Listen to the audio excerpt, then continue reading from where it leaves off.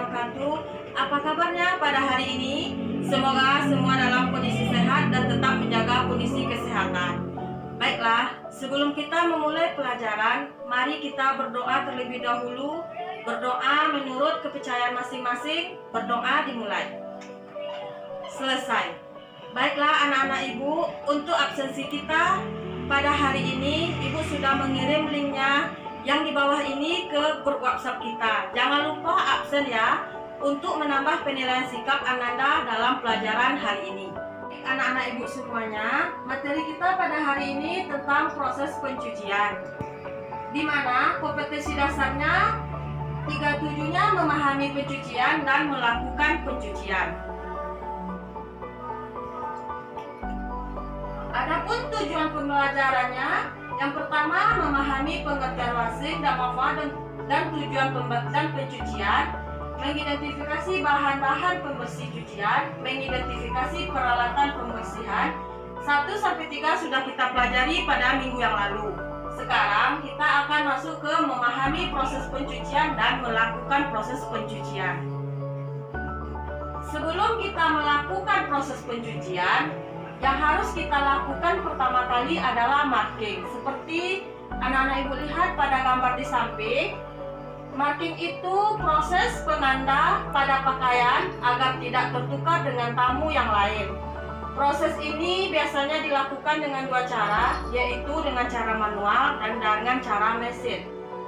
Yang harus diperhatikan di dalam kita marking ini, nama dan nomor kamar tamu, letak pemasangan tanda pada pakaian.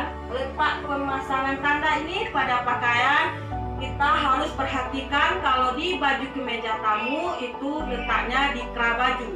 Kalau di rok atau celana biasanya itu diletakkan di pinggang rok atau celana tamu. Selanjutnya kita akan memperhatikan tingkat kotoran pada pakaian. Tingkat kotoran ini terbagi atas 3 tingkat. Yang pertama, light solid atau pengotoran tingkat rendah.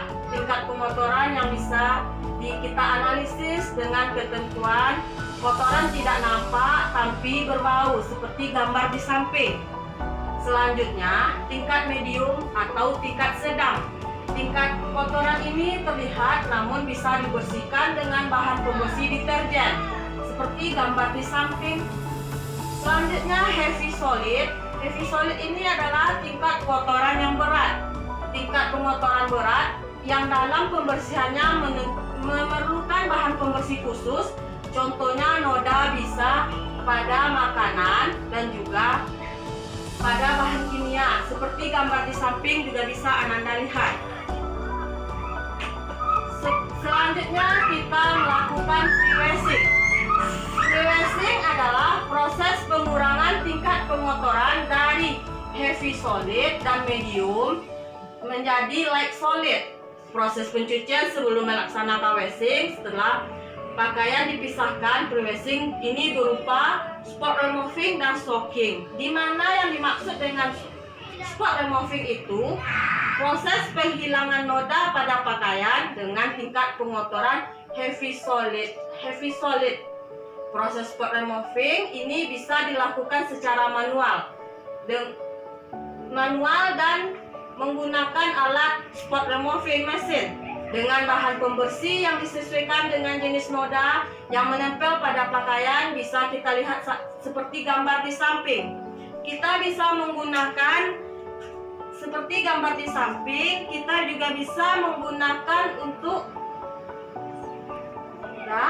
seperti yang di samping gambarnya. Red spot removing ini bisa kita gunakan dengan tusuk gigi. Cara penghilangan noda spot removing ini kita praktekkannya bisa pakai sikat gigi pada pakaian. Selanjutnya, soaking. Soaking adalah proses pengurangan tingkat pengotoran dengan cara merendam pakaian. Hal ini dilakukan dengan tingkat kotoran sedang atau medium solid seperti gambar di samping. Yang selanjutnya adalah baru kita masuk ke proses washing. Proses washing ini adalah tahapan pencucian setelah pre-washing, di mana pakaian sudah dalam kondisi light solid. like solid proses washing terdiri dari atas 3 bagian. Yang pertama, washing itu sendiri. Yang kedua adalah rinsing. Dan yang ketiga, extracting. Yang dimaksud dengan washing, proses pembersihan pakaian dari tingkat kotoran like solid menjadi clean. Dan selanjutnya adalah rinsing. Rinsing adalah proses pembilasan. Dengan beberapa kali pembilasan, umumnya yang dilakukan pada rinsing adalah 3-5 kali pembilasan. Tergantung dari jenis tekstil yang dicuci. Jenis tekstilnya juga terbagi. Pembilasan pertama biasanya dibilas dengan air bersih untuk menghanyutkan deterjen pada pakaian. Dan pembilasan kedua menggunakan bahan pembersih sour, yaitu penetralisir sisa deterjen yang masih melekat pada pakaian. Dan yang ketiga, pembilasan ketiga dengan menggunakan softener yang berfungsi melembutkan serat pakaian, seperti yang kita lihat gambar di samping. Selanjutnya, extracting. Extracting adalah proses pemerasan untuk mengurangi kadar air pada pakaian dari basah menjadi lembab. Kadar yang baik sebelum proses pengeringan adalah 5%. Proses extracting mesin bisa digunakan dengan ekstraktor mesin. Seperti gambar di samping itu gambar ekstraktor mesin. Dan selanjutnya drying. Drying ini adalah proses pengeringan, di mana proses pengeringan ini terbagi atas 3 bagian. Yang pertama, proses pengeringan melalui dry cleaning, dry meshing, yaitu proses pengeringan melalui mesin. Dan yang kedua, proses pengeringan melalui sinar matahari. Pakaian yang akan dikeringkan melalui sinar matahari. Dan yang ketiga, proses pengeringan dianginkan. Bisa pakai kipas angin atau yang lainnya. Anak-anak ibu sekalian, sekian pemaparan materi kita pada hari ini. Setelah mempelajari materi tentang proses pencucian, anak-anak ibu diharapkan untuk menuntaskan tugas praktek mandiri, di mana tugasnya silakan lakukan langkah-langkah proses pencucian dengan tingkat noda sesuai pilihan masing-masing berdasarkan urutan proses pencucian. Tugas ini anak-anak buat dalam bentuk video, kemudian bisa dikirim melalui WhatsApp grup atau email ibu sendiri. Dan selanjutnya, untuk menambah referensi anak-anak ibu juga bisa menjelajah internet dengan web yang terpapar di atas ini.